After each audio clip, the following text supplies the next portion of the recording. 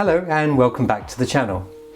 In this video I'm going to talk about what I consider to be one of the most important aspects of the fine art photography style after the quality of the light, and that is the quality of the shade.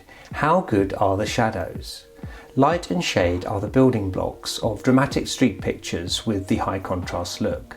And good light, like we get in the springtime when the sun is high enough and radiates a special quality, will result in good shadow areas.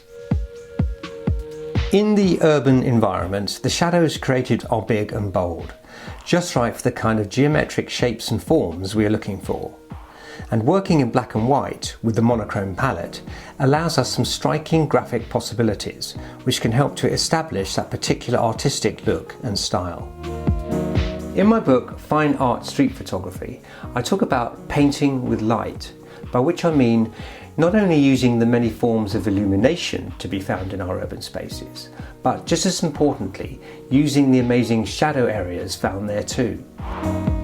The first thing I tend to look for in a scene is the relationship between the shadows and the highlights, the light and dark areas.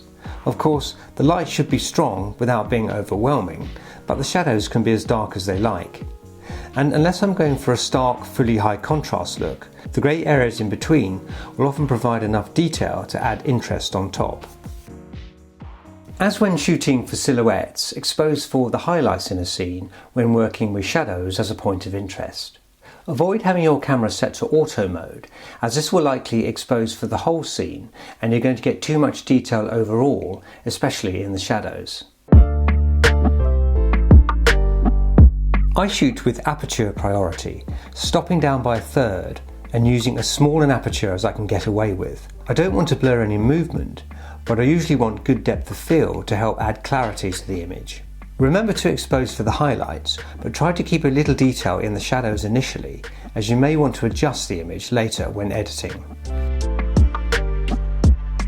When shooting under good bright lighting conditions, you should still be able to get good shutter speeds even when you're stopping down as far as f16 or so. Therefore, any movement in the scene you should still be able to freeze. However, even if you can't get as good shutter speed as you might like, it can still work. In this image, the woman was moving quite slowly, so the slower shutter speed I was using wasn't a problem. This is one of my favourite shadow style images. I like the fact that with her bag, she is pushing another shape into the scene. This was taken in Barcelona, a fantastic city for street photography. Using large, heavy areas of shadow in your images is a great way to isolate and draw attention to your characters. This image was captured in the early spring morning when the light has a magical quality to it. The highlights tend to be almost jewel-like in their appearance. The man's suit seems to be made of a slightly reflective material, and it picks up the light nicely and gives the scene more oomph. His head catching the light helps to draw the eye, and his demeanour helps to make the shot. It looks like he's having to make an effort to get somewhere. The backdrop of heavy shadow seems to try and overwhelm him, but the light is pulling him through. In this type of shot, you want the backdrop to go almost black. Too much detail will spoil the mood. I focused on the area just in front of the shadow, and because the light was strong, I was able to stop down and get good depth of field while also getting a fast enough shutter speed. Also, the position of the figure in the frame is important. The central point would have felt a bit static and would lack movement. If he was on the left-hand side, I don't think the impact would be the same somehow. I think the weight of shadow behind him feels more comfortable visually, and his pose seems to suggest that he's done the hard work of getting to where he is. I think where you place your figures in a scene is really important. It's easy to upset the balance and spoil the overall look. Here is a similar image. This time there is more mystery with the hooded character, who is almost shunning the light, and who perhaps prefers the comfort of the shade.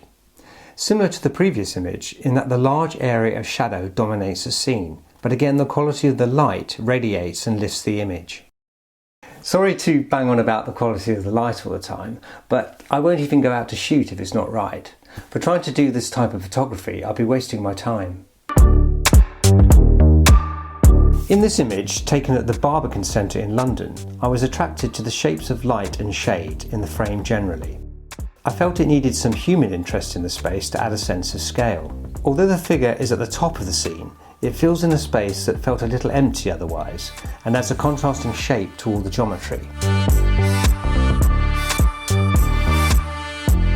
In this shot, the camera is almost directly overhead, and the main focus is the man's shadow, with his real self, by contrast, acting as more of a graphic shape.